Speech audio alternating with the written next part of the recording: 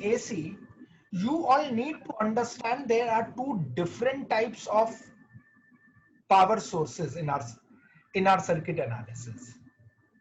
The very first type of power source is battery or cell, DC battery or simply DC cell.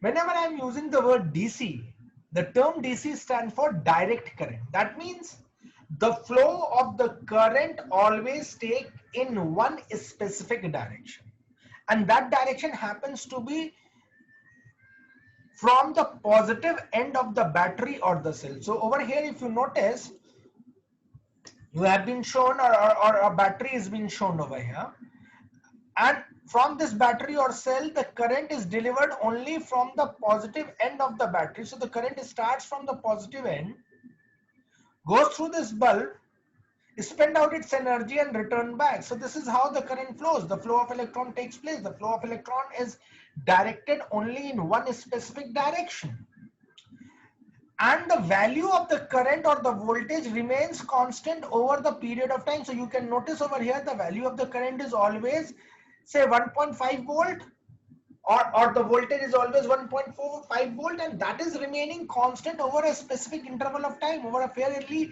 long interval of time.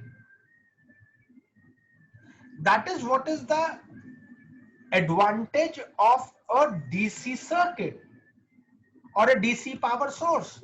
The current always flows from positive to the negative terminal, and it's a one, and it always remain in a one specific direction.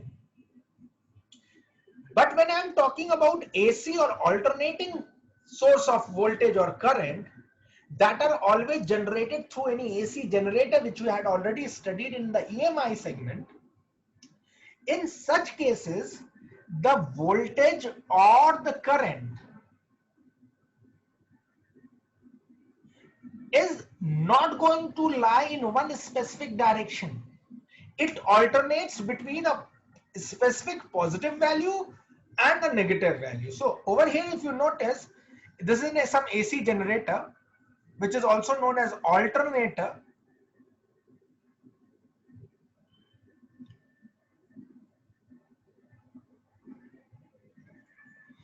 And you will find that current for a certain interval of time or voltage for a certain interval of time is positive over a certain interval of time. So here you can see the voltage has got a value of 1.5 volt for a certain interval of time. Let me call it delta t seconds. तो delta t seconds तक के लिए उसकी value जो है ना वो positive plus 1.5 volt है बच्चों, और फिर तुम देखोगे थोड़ी देर के बाद उसकी वैल्यू क्या हो गई, नेगेटिव 1.5 वोल्ट हो गई. तो फिर से डेल्टा टी सेकेंड्स के लिए इसकी वैल्यू क्या है, माइनस 1.5. तो तुम पा क्या रहे हो कि value of voltage is alternating between a positive and a negative. So it is, that's how it gets the name, alternating voltage or alternating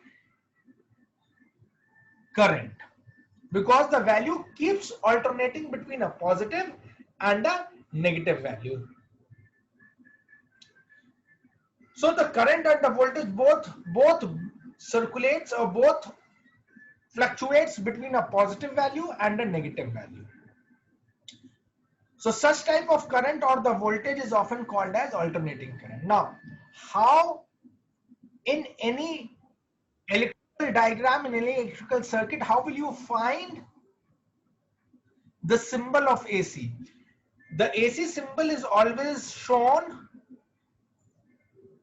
by a tilde character. This is a sine curve. If you remember, in our earlier discussion of EMI, I told you that AC generator always generate a sinusoidal voltage, and V is equals to V naught sine omega t. If I take you over there, what you have already studied in the earlier class. So this was some coil, copper coils, which was rotating in a magnetic field. When this copper coil was rotating inside a magnetic field, it used to develop an induced EMF or induced current, thereby if the circuit was closed. and the phenomena was known as electromagnetic induction, and this is what is known as in general an AC generator. And the mathematics of all these things were, if you remember, go back to that particular discussion of that particular EMI class, you will find that the induced EMF that was generated was E is equals to E naught sine omega t. And since the voltage so generated depends upon this particular sine function, that's why it was called as sinusoidal AC. Now those who have opted for mathematics, they're already well aware about the sine function. The sine function or the sine curve oscillate between +1 and -1. So the maximum value of the induced EMF that used to generate is known as E naught or minus E naught, depending upon the fact whether it is the positive in the positive cycle or whether it's in the negative cycle. This E naught was also termed as peak value. This is the maximum value that the AC generator can generate. Can you all recall all these discussion? Yes, sir. This happens to be the positive half of the AC cycles, बच्चों. जो भी AC cycle develop हो रही जितनी देर तक, जितने interval of time तक, इस time interval को T/2 कहते हैं, half cycle of AC. This is known as one complete cycle. This is one cycle of AC. Now, for T/2, the value of AC is positive, and for the next T/2 seconds, the value of AC is negative. So that's why you can see that the value of voltage, AC voltage, is again alternating between a positive value and a negative value. Since the value is alternating between a positive and a negative value, that's where it gets its name as alternating cycles. And a generator like this is called as AC generator. The symbol of the AC generator I just now told you is a circle with a sine curve. This is a sine curve that you draw. So every AC generator will be capable of generating a voltage V is equals to V naught sine omega t. So kindly take care. So now whenever I am going to ask you the AC voltage, you should be able to tell me the value of AC voltage as V is equals to V naught sine omega t. Similarly, the AC current will have a value of I is equals to I naught sine omega t. It does not, the AC values, the AC voltage or the AC current will not have a specific value. जैसे अभी तक तुम कहते थे एक battery ले ली of voltage से 2.5 volt. अब यहाँ पे ऐसा नहीं है. यहाँ पे अब आपके पास AC वैल्यू की कोई एक स्पेसिफिक वैल्यू या स्पेसिफिक वोल्टेज की वैल्यू नहीं होगी. यहाँ पे वैल्यू जो है किसी मैक्सिमम से लेकर से V नॉट से लेकर माइनस V नॉट के बीच में लाई करेगी. तो माइनस V नॉट से प्लस V नॉट के बीच में कुछ भी वैल्यू हो सकती है. मैक्सिमम वैल्यू कितनी हो सकती है वो उसकी पीक वैल्यू कहलाती है. तो यहाँ पे जो इंस्टेंटेनियस वैल्यू है बच्चों, तो मैं अगर उसको और स्पेसिफिकली लिख दूं इंस्टेंटेनियस वैल्यू को, तो मैं ऐसे लिखता हूं कि फंक्शन ऑफ टाइम t जो है वो लाई कर रही है नेगेटिव V नॉट से प्लस V नॉट के रेंज में. यानी maximum peak value on the positive side and the maximum peak value on the negative side.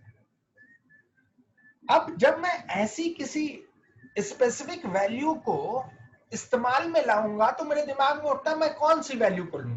क्या मैं पीक वैल्यू को लूं? अरे पीक वैल्यू लूं तो किसी एक इंटरवल ऑफ टाइम पे पीक वैल्यू आ रही है.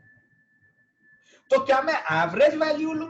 तो तुम्हें पता चलेगा भाई इस पूरे साइकिल का जब मैं एवरेज निकालूंगा तो ये तो कुछ पॉजिटिव वैल्यू आएगी. Let's say the positive value comes out to be x for the positive half. और इसके बाद जब मैं नेगेटिव हाफ के लिए जाऊंगा तो इसकी वैल्यू कुछ निकल के आ जाएगी -x.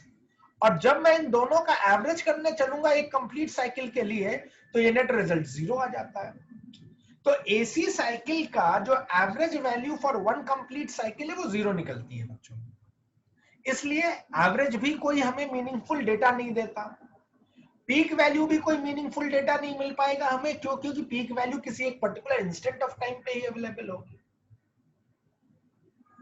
तो अब यहां से तुम्हें दो चीजों को सीखना है। पहली चीज तुम्हें यह सीखनी है भाई, किस वैल्यू, कौन सी वैल्यू एसी की हमारे काम लायक है।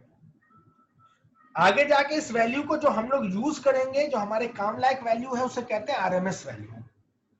तो हम लोग आरएमएस वैल्यू का एक्सप्रेशन निकालना सीखेंगे और उसकी वैल्यू क्या है वो निकाल लेंगे। कैसे निकालते हैं वो मेथड भी डेवलप करेंगे। दूसरी चीज, चूंकि वन कंप्लीट साइकिल का एसी का वैल्यू 0 आ रहा है, तो हम हाफ साइकिल ऑफ एसी के एवरेज वैल्यू को डिटरमाइन करेंगे। For the complete one cycle it is 0, so it's of no use।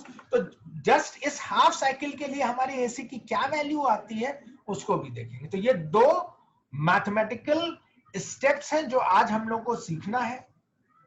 We will start with the very first, that is to find out the average of half cycle of AC.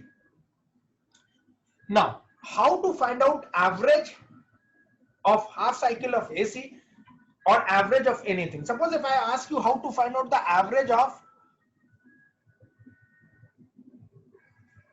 of first 5 natural numbers, बताओ जरा first 5 natural number का average कैसे निकालोगे?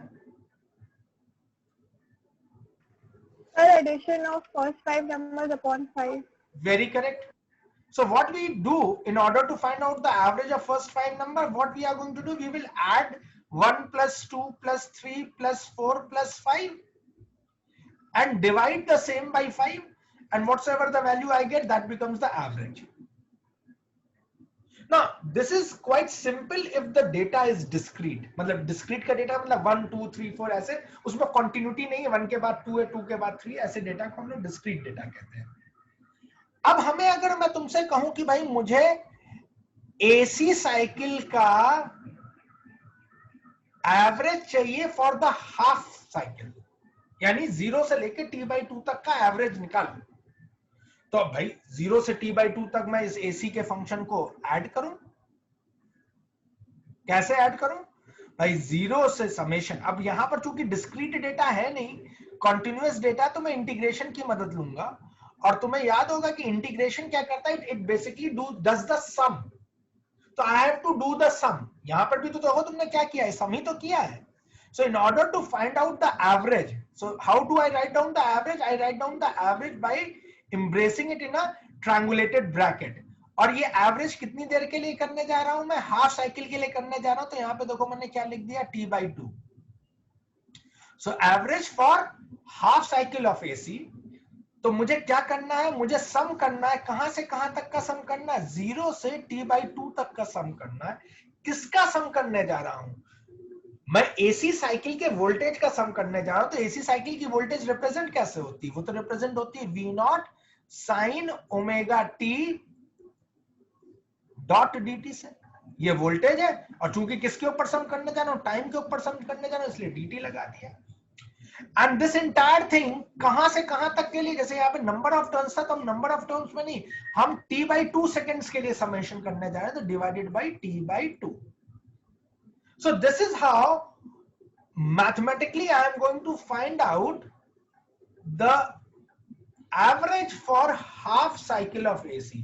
Integral 0 से t/2 v0 sin omega t dt divided by t/2। और on rearranging this thing, थोड़ा सा उसको साफ सुथरा करके लिखने की कोशिश है। ये t/2 को मैं क्या कर सकता हूं, इसको 2/t लिख दूं।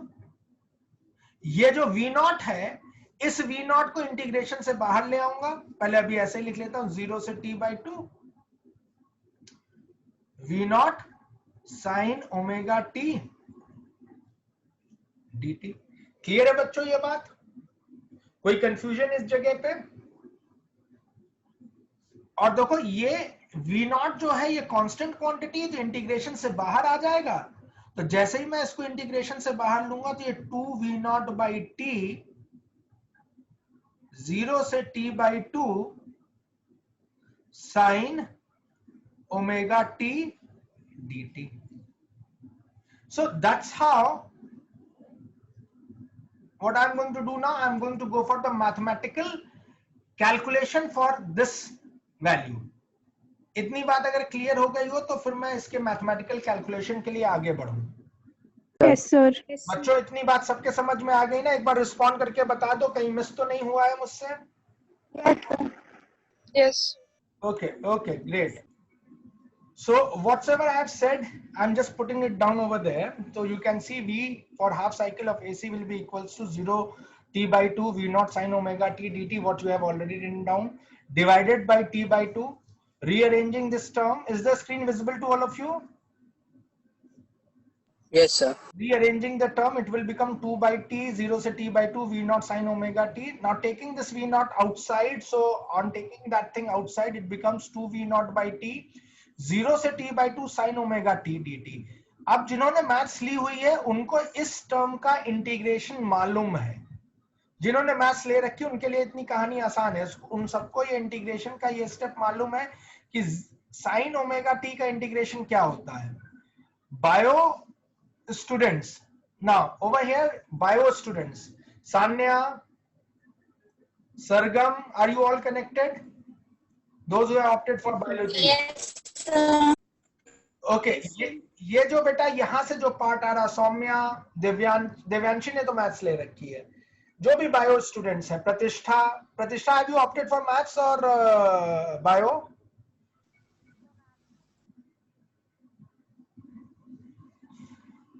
ये जो साइन ओमेगा टी का इंटीग्रेशन है बच्चों, क्या होता है बताओ जरा. बायो वाले कोई हेल्प करेगा मुझे? साइन ओमेगा टी का इंटीग्रेशन क्या होता है?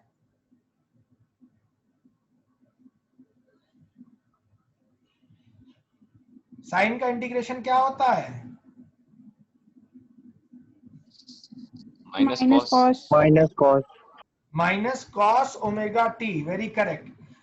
साइन का होता है माइनस कॉस, लेकिन यहाँ पे है ओमेगा टी, तो minus cos omega T upon omega. ठीक है ना? ये ओमेगा और आया जो टी के साथ एक एक्स्ट्रा फंक्शन यहाँ पे लगा हुआ है.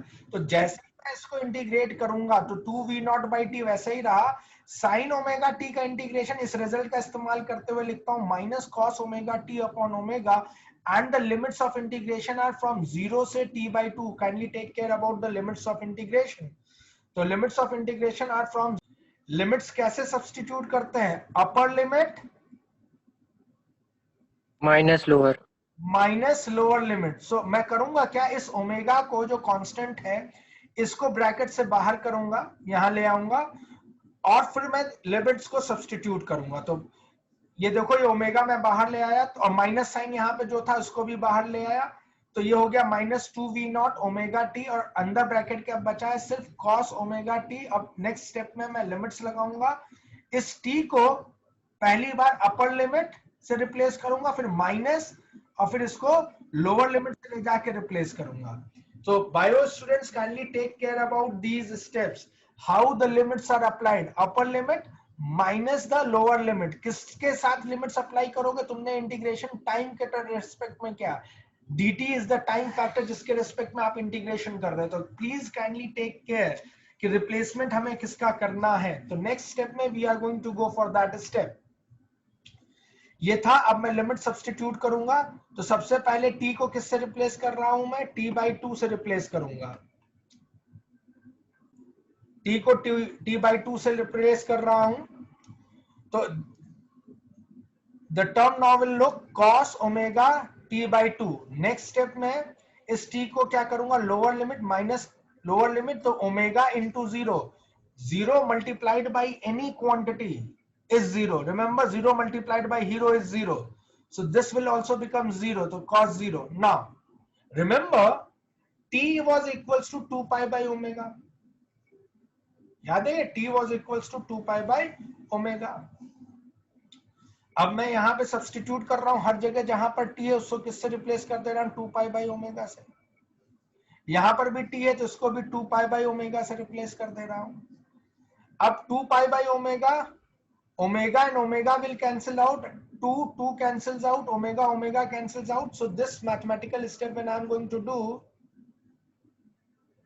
what I'm going to left out with, vt by 2 minus v naught upon pi, ठीक है, यहां से तो बाकी सारी चीजें कैंसिल हो गई, तो v naught upon pi, bracket के अंदर क्या बचा, cos pi minus cos 0, cos pi minus cos 0. Now what is the value of cos pi? Cos pi is minus 1. And what is the value of cos 0? That is also minus 1. So minus 1 and minus 1, that sum up together to give me minus 2. And on rearranging this term with a minus sign, I will be getting a average value for half cycle of AC comes out to be 2 V naught upon pi. Similarly for current also, average value of current for half cycle will be 2 I naught upon pi. Remember बच्चों, यहां पर जब मैंने derivation किया तो मैंने positive cycle के लिए किया है, क्योंकि हमने v not cos omega t लिया था. जब आप यही चीज किसी negative cycle, negative half cycle के लिए करेंगे तो फंक्शन बन जाएगा minus v naught sine omega t. तो वहां पर जब माइनस साइन आएगा तो नेगेटिव हाफ के लिए minus 2 v not upon pi हो जाएगा, और ये minus 2 i naught upon pi हो जाएगा. तो डिपेंडिंग अपॉन कि आप पॉजिटिव साइकिल के लिए कर रहे हैं या नेगेटिव साइकिल के लिए कर रहे हैं, accordingly the results are going to be generated. I hope all of you must have noted it down in your copies. The next thing that is there for AC, that is known as effective value of AC or RMS value of AC या virtual value of AC. बच्चों, जब मैं अभी start कर रहा था आज के डिस्कशन को, तो मैंने तुमसे कहा था ना कि AC में कोई एक वैल्यू तो है नहीं. AC वैल्यू या AC वोल्टेज या AC करंट, ये तो साइनोसॉइडली हर समय बदल रहा है. भाई इक्वेशन तुम्हारे पास थी ना, AC वैल्यू AC वोल्टेज की. क्या इक्वेशन है? V is equals to V naught sine omega T. या करंट के लिए मैं बात करूं तो I is equals to I naught sine omega T. तो जब हमारे पास ना तो वैल्यू वोल्टेज की कोई एक फिक्स्ड है, ना तो वैल्यू करंट की कोई फिक्स्ड है, ये सारी वैल्यू इंस्टेंटेनियस है. ये वैल्यू टाइम के ऊपर डिपेंडेंट है. टी की कुछ वैल्यू रखोगे तो उस समय क्या वैल्यू है वोल्टेज की, वो हमें पता चलती है. तो इनफैक्ट अगर मैं इसको लिखूं तो this value of V is in fact a function of time. It depends on time, at what time you are looking for. ऐसा ही तो कर्व है ना साइनोसॉइडल कर्व, और ये टाइम का फंक्शन है यहाँ पे. अब मैं किस टाइम इंटरवल पे बात कर रहा हूं? अगर मैं किसी टाइम इंटरवल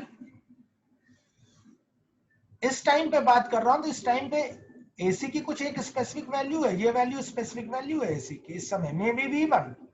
थोड़ी देर के बाद ये वैल्यू चेंज होकर कुछ और हो जाती है. मान लो ये V2.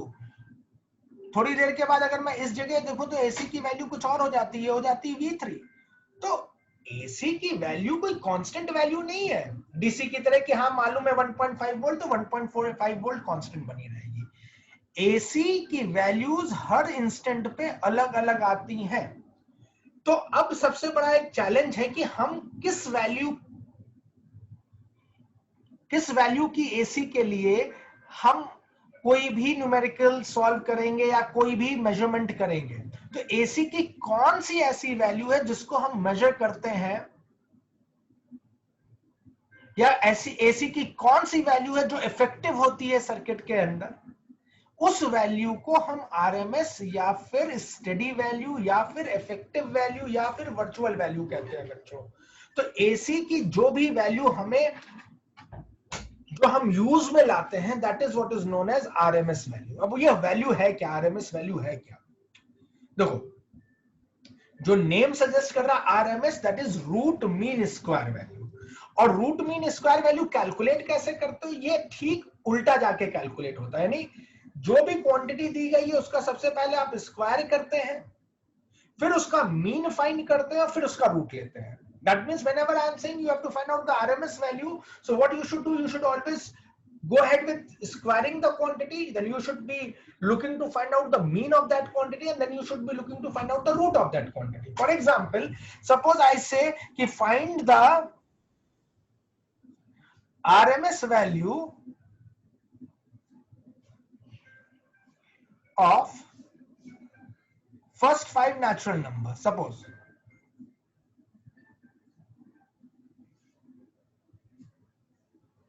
अब ये फर्स्ट 5 नेचुरल नंबर का अगर मैंने तुमसे कहा आरएमएस वैल्यू फाइंड करो तो तुम्हें करना क्या है? तुम्हें सबसे पहला स्टेप करना है कि उन नंबर्स का स्क्वायर करना है, यानी 1 का स्क्वायर प्लस 2 का स्क्वायर प्लस 3 का स्क्वायर प्लस 4 का स्क्वायर प्लस 5 का स्क्वायर। तो सबसे पहले आपने स्क्वायर कर लेना है, और जब आपने उनका स्क्वायर कर लिया तो फिर अब आपने उनका क्या करना, मीन कैलकुलेट करना। मीन कैलकुलेट करने का तरीका वही है जो पीछे से किया था, यानी सम करो सबको, divide by the number of terms करो। तो इनका मैंने स्क्वायर किया और फिर मैं उनका सम कर रहा हूं, और फिर उसको क्या कर रहा हूं, उसको डिवाइड कर रहा हूं। कितने नंबर ऑफ टर्म्स है? There are 5 terms, so I am going to divide it by 5। Once I have done this part, then what I am going to do, I am going to take the root. So there are 3 steps which are going to be involved categorically. The first step is to find the square, then find the mean, and then take the root. Then only you will get the RMS value. You solve it out, whatsoever the answer you get, that is what is going to be called as RMS value. Now, where the RMS value find its effectiveness? Why RMS values are altogether used? भाई मैं mean भी तो निकाल के 1 to 5 number से काम कर सकता था। तो उस सिचुएशन में हम किस सिचुएशन में आरएमएस वैल्यू को फाइंड करना प्रेफर करते हैं? जब हमारे पास डेटा में नेगेटिव नंबर्स का इन्वॉल्वमेंट हो जाता है। जब नेगेटिव नंबर्स मतलब जब वेरिएशन तुम्हारा पॉजिटिव साइड में भी और वेरिएशन जब नेगेटिव साइड में भी है डेटा का, मतलब कभी वो ऊपर जाता कभी डेटा नीचे जाता है। यानी डेटा आपके पास है, मान लीजिए मैं ऐसे दे दूं -1 -2 +2। अब अगर मैं इन 4 नंबर का कहूं मीन निकालो तो तुम्हें मालूम इनका मीन निकल के 0 आने वाला है। तो mean over here in situation will be meaningless quantity. ऐसी क्वांटिटीज में आप मीन से कोई काम नहीं कर सकते हैं। ऐसी सिचुएशन में आपको आरएमएस वैल्यू को फाइंड करना पड़ता है। उसमें आप क्या करेंगे, क्वांटिटीज का स्क्वायर करेंगे। जैसे ही आपने 1 का स्क्वायर किया वो भी पॉजिटिव क्वांटिटी बन जाएगी। फिर आप -1 का स्क्वायर करेंगे, ये भी एक पॉजिटिव क्वांटिटी में कन्वर्ट हो जाएगा। -2 का स्क्वायर करेंगे, 2 का स्क्वायर करेंगे, और फिर इनको क्या करना है, इनको ऐड कर देना है। जब आपने इनको ऐड कर दिया और डिवाइड बाय 4 कर दिया तो ये मीन निकल के आया, और फिर आपने क्या कर दिया, इस क्वांटिटी का रूट ले लिया, तो ये क्या बन जाएगा आपका आरएमएस वैल्यू। तो why RMS values are used and where it is used and how it is found, these 3 questions should be very clearly understood by you all. Any confusion up till now कि क्या है RMS value, कैसे calculate करते हैं RMS value और क्यों calculate करते हैं, कहां पर कैलकुलेट करते हैं, ये बात क्लियर हो गई, हाँ या ना? कोई कंफ्यूजन? तो चलिए एसी की आरएमएस वैल्यू को कैलकुलेट करते हैं।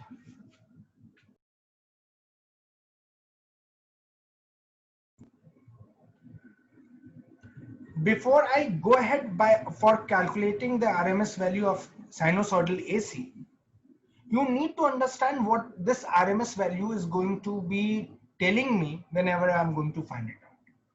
अब सबसे पहली चीज है आरएमएस वैल्यू हमें बता क्या रहा है, एसी के केस में क्या बता रहा है। RMS value is that value of DC current. Now you need to understand RMS value is that value of, is equivalent to that, is equivalent, it's not exactly, is equivalent to that value of DC current which produces the same amount of heat energy in any given resistor as the AC current would have done over the same period of time. मतलब क्या हुआ इसका, मान लो ये एक resistor है और इसका रेजिस्टेंस R है। तो जब मैं इसमें कोई एसी करंट पास ऑन कर रहा हूं तो एसी करंट इसके अंदर से जब जाएगा इस रेजिस्टेंस से तो कुछ हीट लिबरेट कर रहा है। अब जितनी भी हीट इस एसी करंट की वजह से जनरेट हुई, जितने भी जूल की हीट जनरेट हुई, मान लो H जूल की हीट जनरेट हुई, तो मैं उसी रेजिस्टेंस में सेम वैल्यू के रेजिस्टेंस से उतने ही टाइम टी पीरियड इंटरवल में, मान लो टी सेकेंड्स में मैंने ये एच अमाउंट की हीट आई, तो यहां पर भी टी सेकेंड्स के लिए जब मैं कोई एक specific value of DC current pass करूं, तो वो डीसी करंट जब उतना ही हीट जनरेट करे, कितना, जितना यहाँ एसी करंट ने जनरेट किया था एच एसी ने, तो जितनी करंट एच एसी ने जनरेट किया था अगर उतनी ही इक्विवेलेंट हीट एच डीसी भी जनरेट करे, तो उस समय जो करंट इस डीसी सर्किट में फ्लो कर रहा है बच्चों, उस करंट को हम कहते हैं कि वो आरएमएस वैल्यू है एसी की। तो वो डीसी करंट की value that generates the same amount of heat energy as the AC current would have done in any given resistor for a given interval of time, that amount of heat, sorry, that amount of DC current will be called as RMS value of DC current, the effective value of AC current. तो बच्चों AC current, sorry, RMS value की definition समझ में आ गई? क्या RMS value की definition समझ में आ गई सबको? Please let me know. Yes, sir. Yes, sir. Okay, so please take care about when you are, if you have been asked to define RMS value, don't say it RMS value is root mean square value, which is that's how it is calculated. That is not the definition of RMS value. How do you define RMS value? The definition of RMS value is stated over here. It is defined as that steady value of DC current. तो बच्चों कई बार जब हम लोग copies check करते हैं तो ये पाते हैं कि आप आरएमएस वैल्यू को सिर्फ उसका फुल फॉर्म लिख रहे हो, रूट मीन स्क्वायर वैल्यू, या उसको कैलकुलेट करने का तरीका बता रहे हो, rather than defining what is RMS value. The definition of RMS value has been stated in the above part. Okay, I believe that should be clearly understood by all of you. Now let's try to calculate the RMS value. Now how do we calculate the RMS value? As I just now told you, RMS value is calculated by squaring the current, as by squaring the quantity, then finding its mean. That's the second part. This is the first part I'm going to do. This is the second part that I'm going to do, and then I'm finding the root. That's the third part. Now for AC, for sinusoidal AC, okay, since our AC generator generates sinusoidal AC, so I'm going to talk with reference to sinusoidal AC. So जब भी मैं अब AC कह रहा हूं तो AC को आपको समझना है कि हम किस AC की बात कर रहे हैं, sinusoidal AC की बात कर रहे हैं, जिसकी इक्वेशन क्या है, I is equals to I naught sin omega t। तो ये एक बेसिक इक्वेशन है साइनोसॉइडल AC की। अब मैं अगर इस क्वांटिटी का आरएमएस वैल्यू फाइंड करना चाहता हूं तो मैं कैसे फाइंड करूंगा? सबसे पहले मुझे इस क्वांटिटी का स्क्वायर करना पड़ेगा, यानी जो भी वैल्यू है एसी करंट की मैं उसको स्क्वायर करूं, यानी आई नॉट, एसी करंट की वैल्यू क्या, आई नॉट साइन ओमेगा टी का मैं स्क्वायर करूं, इस क्वांटिटी का स्क्वायर कर दूं। और अगर मैं इस क्वांटिटी का स्क्वायर करूंगा तो ये क्वांटिटी क्या बनने जा रही है, I nought square sine square omega T. ये तो अभी स्क्वायर किया, अब मुझे करना क्या, अब मुझे इसका मीन फाइंड करना है। तो बच्चों मीन कैसे कैलकुलेट करोगे? तो मीन कैलकुलेट करना, अच्छा अब यहाँ पे हाफ साइकिल के लिए नहीं मीन कैलकुलेशन करना है, यहाँ तो पूरे पीरियड के लिए हम बात करने जा रहे हैं, फॉर द एंटायर पीरियड। तो अब मीन कैलकुलेट करने का मतलब क्या था, सम करना। तो समेशन, और कैलकुलस में समेशन इंटीग्रेशन की मदद से किया जाता है, 0 से t, तो 0 से t dt, और मीन निकालने के लिए इसी फैक्टर को तुम्हें t से डिवाइड भी करना पड़ेगा। और फिर अब बच्चों क्या करना है इसका, अब तुम्हें इसका रूट निकालना है। आरएमएस वैल्यू तो तब मिलेगा ना, थर्ड स्टेप में रूट निकालोगे, तुमने उसको स्क्वायर कर रखा क्वांटिटी का, तो तुमने उसका क्या कर दिया, उसका रूट निकाल लिया। जब आपने इसका रूट निकाला तो जो ये वैल्यू आई, इस वैल्यू को हम क्या कहेंगे, इस वैल्यू को कहेंगे RMS value. So that is how you are going to calculate the RMS value of any sinusoidal AC. You are going to square the quantity, find the mean for one complete cycle, that is 0 से t से लेकर उसका पूरा mean निकालोगे, और फिर उसका उस वैल्यू का जब रूट ले लोगे, so you will be getting the RMS value. I believe the steps are clear to find out the RMS value to everyone. So whatever I have just now stated, I'm just putting it over there. You take the current, you do the square, you find the mean, you take the root. Remember, I've told you the mean is always going to be written by me in a triangulated bracket, and the result that you are going to get is going to be called as IRMS or RMS value. AC current, sinusoidal AC current के लिए आपके पास I is equal to I naught sine omega T है, इसका आप square करेंगे, square करने के बाद आप इसका मीन निकालेंगे, मीन निकालने का मतलब है 0 से t तक इंटीग्रेट करेंगे और t से डिवाइड कर देंगे, ये बन जाएगा उस क्वांटिटी का मीन, और फिर जब आप उसका रूट निकाल लेंगे तो ये क्या बन जाएगा, ये आपको IRMS वैल्यू बन जाएगा। क्लियर है बच्चों? ये स्टेप बाय स्टेप ब्रेकिंग था RMS वैल्यू को कैलकुलेट करने का, स्क्वायर करना, मीन करना, रूट लेना। इसमें कोई कंफ्यूजन तो नहीं है?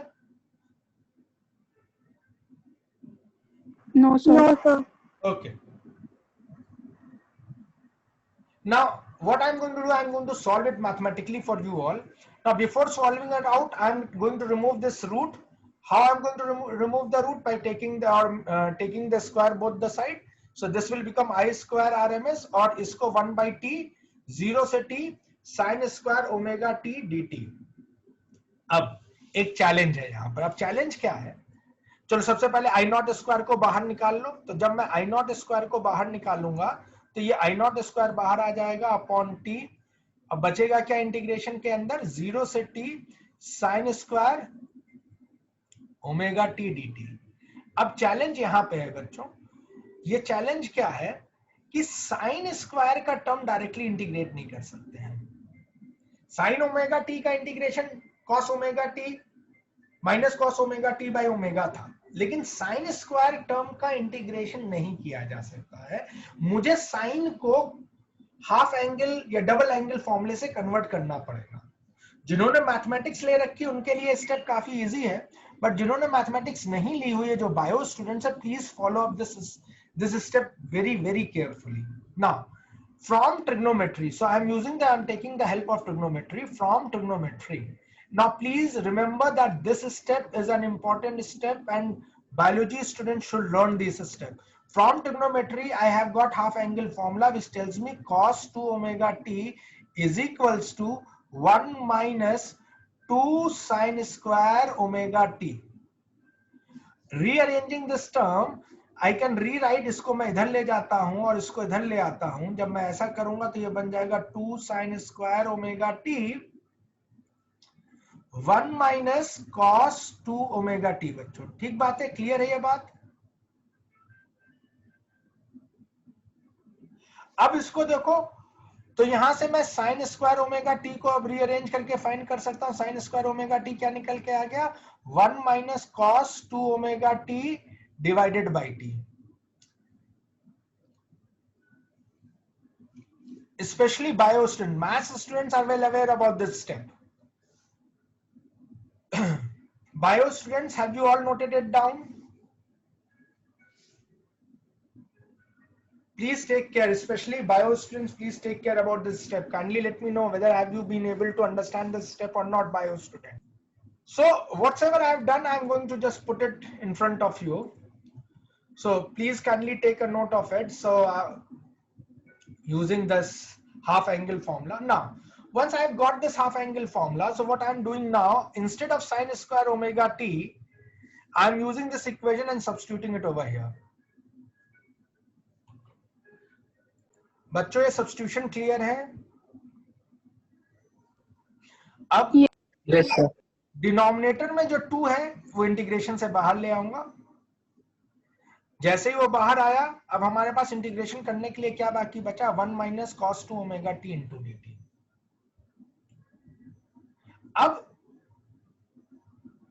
यहां पर मैं ब्रैकेट ओपन कर रहा हूं, इस स्टेप को ध्यान से नोट करना।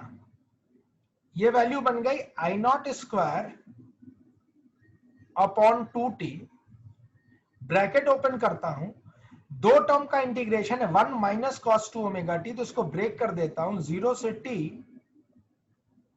1 dt। ठीक है ना? ब्रैकेट ओपन कर रहा हूं इसलिए 1 dt अंदर आया तो 1 डॉट dt माइनस, ये माइनस का साइन 0 से t, डिस्ट्रीब्यूशन लॉ की मदद से मैं ओपन कर रहा हूं, cos 2 omega t dt। Step clear है बच्चों?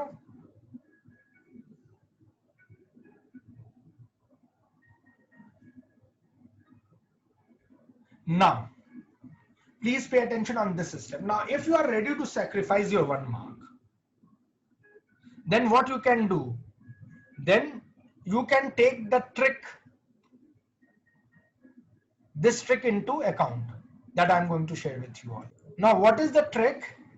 The trick is, I'm not going to calculate this anywhere. I'm going to use a result. Okay? From applying the result from definite integral. ठीक है बच्चों, मैं कर क्या रहा हूं, मैं एक छोटा सा applying the result from definite integral.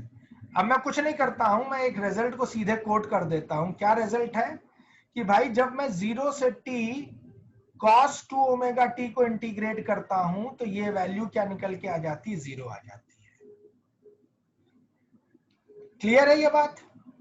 अब मैं अपने काम को थोड़ा सिंप्लीफाई कर दे रहा हूं. तो मैंने क्या किया, मैंने कहां इतना लंबा चौड़ा मैं डिफरेंट इंटीग्रेशन करूंगा, उस बात से बचने के लिए मैं अपनी कॉपी में आंसर स्क्रिप्ट में सीधे से एक रिजल्ट लिख देता हूं. Applying the result from definite integral that 0 से t cos 2 omega t will be equal to 0.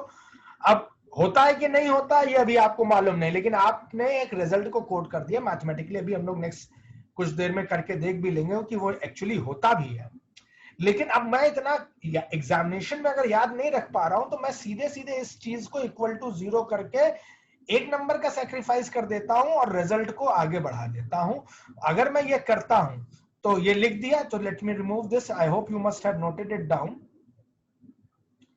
So knowing this fact कि this integral eventually will give me 0, what I am going to left out with? Then I will be left out with I naught square 2t,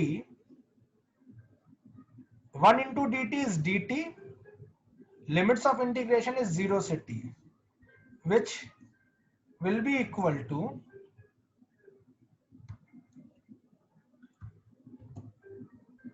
I naught square upon 2t.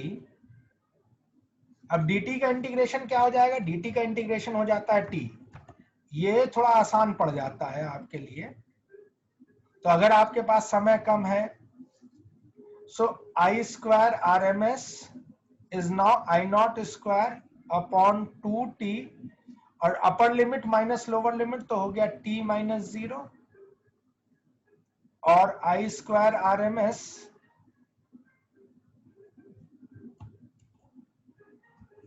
तो आप इस trick का इस्तेमाल तब कर सकते हैं या तो आप स्टेप भूल गए हो. अब ये t और ये t कैंसिल हो गया बच्चों और यहां से आपके पास IRMS की वैल्यू आ गई. क्या वैल्यू आ रही है IRMS की?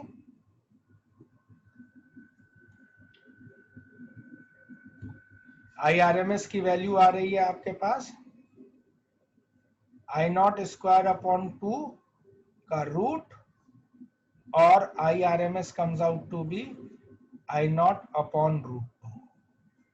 लेकिन इसमें आपने एक नंबर का सैक्रिफाइस करना पड़ा उस कैलकुलस को छोड़ने के लिए. I hope you all have noted it down. Shall I remove it? Shall I remove it? Yes, sir. Yes, sir. Yes, sir.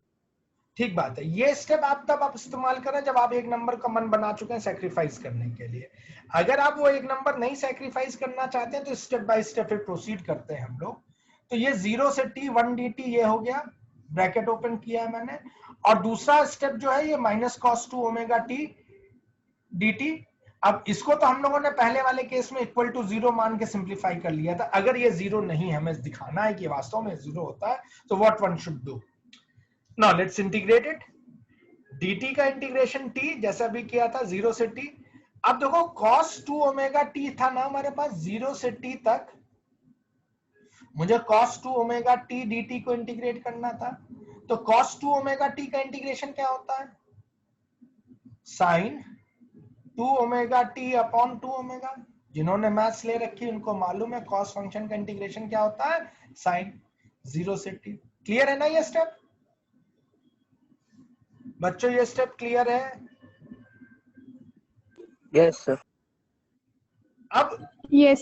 Limit substitute करता हूं, अपर लिमिट माइनस लोअर लिमिट, तो ये t माइनस 0 हो गया। और यहां पर भी लिमिट 2 ओमेगा को बाहर कर लेता हूं ब्रैकेट से, तो 1/2 ओमेगा, ब्रैकेट के अंदर क्या बचा, साइन 2 ओमेगा। अब यहां पे अपर लिमिट लगाता हूं तो capital T minus sine 2 omega 0। Now sine 2 omega 0 is 0 and sine 0 is also 0। I hope you know this fact. So eventually this term will become 0. Now already I know that t is nothing but t is 2 pi by omega, ये मालूम है। अब मैं हर जगह t की जगह इसको 2 pi by omega को रिप्लेस कर दूंगा, तो यहां पर t को सब्स्टिट्यूट कर देता हूं 2 pi by omega। यहां पे नहीं करूंगा जो कि t और t अल्टीमेटली कैंसिल हो जाएगा। तो जहां पे मैंने यहां पे जैसे ही t की जगह 2 pi by omega किया तो ओमेगा ओमेगा कैंसिल हो गया, तो बचा क्या, I square R M S I nought square upon 2t, t minus 0 as it is minus 1/2 omega. यहाँ पे सब्स्टिट्यूशन करने के बाद साइन 4 पाई, देखो ये 2 और 2 पाई क्या बन गया बच्चों, ये बन गया साइन 4 पाई। और साइन 4 पाई की वैल्यू क्या होती है, साइन 4 पाई की वैल्यू होती है 0, साइन 2 पाई 4 पाई, ठीक है ना, यानी साइन 2n पाई, ध्यान रखना बच्चों, sine 2n pi is equal to 0। तो साइन 4 पाई 0 हो गया। सो साइन 4 पाई 0 आ गया, टी टी कट गया, I nought square by 2 I R M S, hence I R M S की वैल्यू यहां से आई नॉट बाई √2 आ गई। सिमिलरली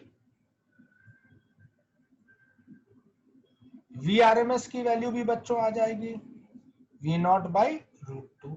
तो अगर आपको पीक वैल्यू मालूम है किसी भी साइनोसॉइडल एसी की, तो आप उसकी आरएमएस वैल्यू को इजीली फाइंड कर सकते हैं with the help of this formula. Now the role of RMS value is that it is the effective value which is going to produce the same effect as the DC current would have done it. तो ये वो value है DC current की जो effective होती है किसी भी एसी सर्किट में। तो that is what is the role of RMS circuit, RMS value is in any AC circuit. तो बच्चों जब कभी भी आपको कोई एसी सर्किट का न्यूमेरिकल दिया जा रहा है तो उसमें जो करंट या वोल्टेज की आपको वैल्यू यूज करनी होगी वो वैल्यू आरएमएस वैल्यू ही होगी। I hope this much is clearly understood by all of you. कोई कंफ्यूजन डेरिवेशन को लेके तो प्लीज लेट मी नो, अगर नहीं तो we can stop it over here for today.